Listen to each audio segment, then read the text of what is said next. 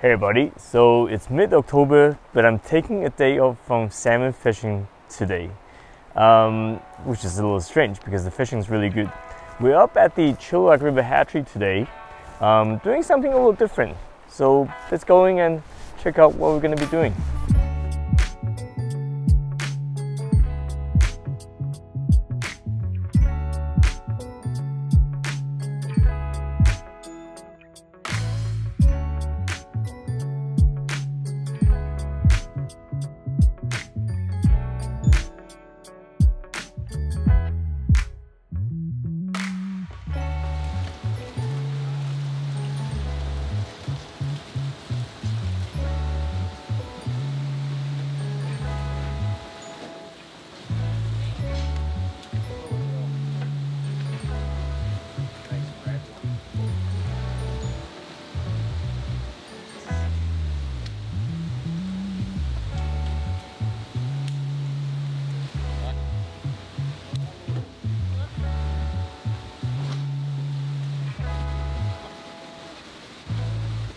We're spawning some fall chinooks here today. We do our summer chinooks, we do our fall chinooks, coho and chum. You don't do pinks? We don't do pinks, no. Yeah. We help out with pinks with the local community hatcheries if they have a request for them. Okay. But we haven't had a lot of pinks return to the hatchery this year. Right. Well, this is a pretty big operation. I mean, I came up here, took a look at the channel. There's this, literally thousands of salmon in there. That's thousands of fish. We kind of missed catching them from the down. So how many fish are you spawning today? So today we're spawning about 180 pairs. Yeah. That represents about 20% of what our overall target. Our release target is going to be 2 million of these fall chinooks. Yeah, okay. So 2 million juvenile chinooks. In previous years, used to be 1 million, right? That's right. A couple of years ago, we had our production numbers increased to increase prey availability for the southern resident killer whales. Yeah. So we've been now asked to produce 2 million fall chinooks. So double the production. So the good news is that next year is probably when we're going to see the first batch of those adults coming back. That's right, that yeah. Doubling of the production. Right? So we'll be seeing a lot more fish next year. How many coho do you guys do? Our release target for coho is 800,000, and that's over 3 different run timings, our early, mids, and lates. Yeah. And we haven't started spawning those. We're just holding the early group right now, and we're hoping the first week in November that we're going to be spawning those guys. Yeah, great. And you and I were talking about how many coho actually reach the hatchery every year.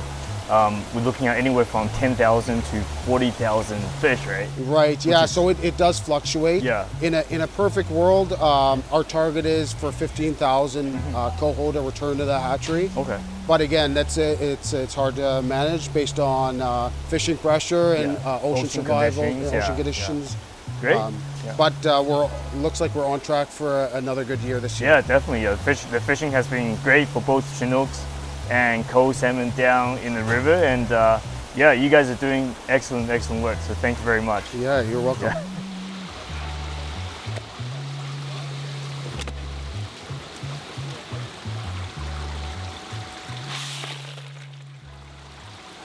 So we load up a bunch of fish into the cooler, and we're gonna take those fish, it's pretty heavy, to somewhere else. Stay tuned and find out where we're going.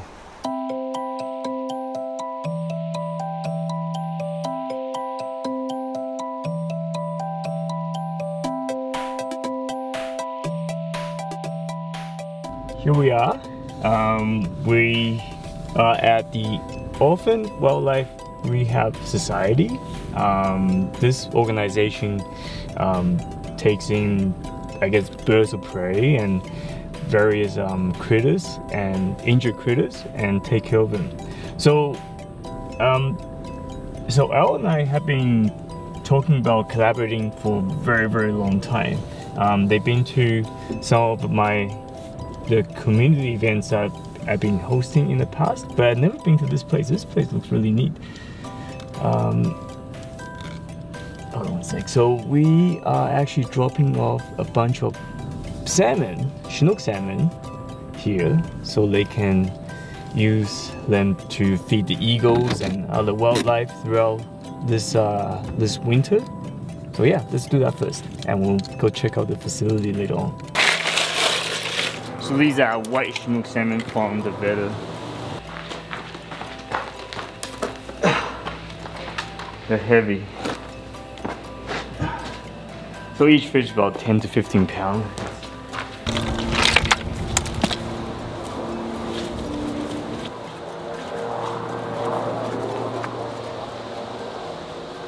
Okay, so 25 chinook salmon delivered, and now we're gonna go find out more about what they do and maybe see some birds. All these guys are permanent birds. These birds are here for the rest of their lives. Oh, okay.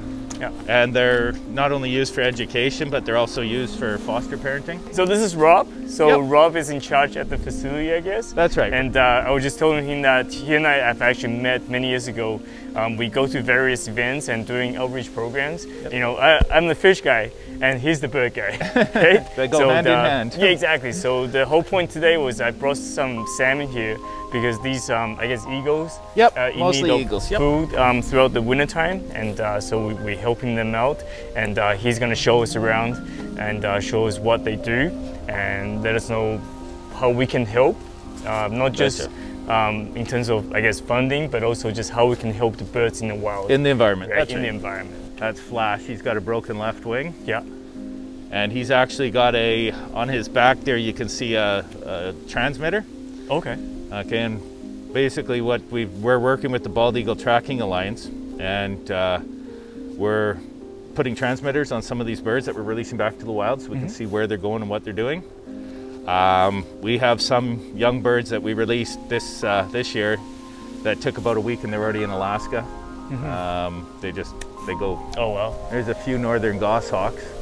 That's Horace and Pharaoh. He's got had a badly broken right wing, couldn't survive. And she's got a broken left wing, so she can fly, but not well enough to survive in the wild. So how do these injuries mostly occur? Most of the time it's human caused. Yeah. Most of ours are, of course, power lines, toxins, poisons, cars, windows, you name it. Right. Very few percentage of our birds in rehabilitation or come into our center are actually natural. We do get some with fighting or predation and things of that nature, which is natural. Right. But probably a good 95% of our birds that we get through our doors are human caused factors. Okay. Then here's a rough-legged hawk and a red-tailed hawk. So these are two different types of hawks that are found. The rough-legged hawk's only found down here in the winter. Yeah.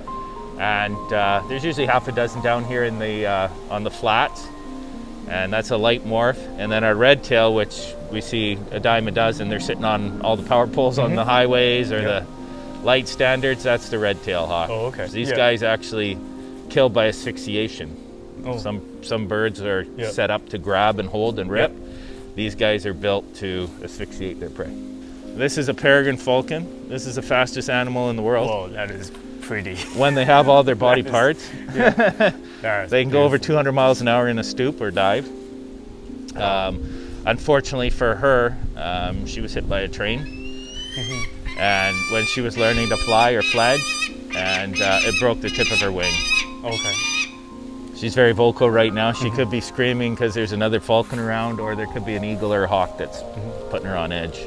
Yeah, that's really pretty. Yeah. She's putting on a show for us too. Yeah, Which is nice. yeah. She knows. She's coming. Yeah, she's coming to say hello. Yeah. And then this is our barred owl, Dino. He's a big meanie. Yeah. Yeah, you can hear him clacking at us already. Cracking, Yeah, he's mad at us. And he's missing the tip of his wing. He was actually hit by a car as well. And he's kept here. He does fostering, but he's also one of our permanents that sort of hangs out and lets people see. The beauty about some of these birds is, you know, if they weren't kept for education or fostering, they'd be put to sleep. Here at the center, we're all about, you know, quality, not quantity. So if a bird can give 2 or 3 years of good life, we'll take it. Great. But this is our cage where we usually... no fishing on the side. Oh yeah. No fishing, no diving, no swimming. Okay. So this is a 120-foot cage with an 80-foot pool. Oh wow. Okay. So this is utilized for eagles and ospreys. Yeah. And we do have live trout. So basically when we rehabilitate ospreys, they don't tend to eat dead fish. So we start with live fish. And we have about 100 live rainbow trout that the Freshwater Fisheries Society graciously donated to us. So you can, Yeah. you can see them all in here. So we have about 100 of them. This is our big eagle flight cage. This thing's 300 feet long. Yeah. So it's the size of a football field. It starts here and goes all the way to the back of the property. And there's 10 cages at 30 feet each. Yeah. So they can be shut down, and you know, birds can practice and get exercise before we open them more and more and more. Yeah. Right now we have, oh, there's an eagle. Yeah. We have, oh, there's a couple there. Yeah, You yeah. can have a look at. Oh, yeah. There's, oh, yeah, these are wild ones. So these guys are like, get out of Dodge.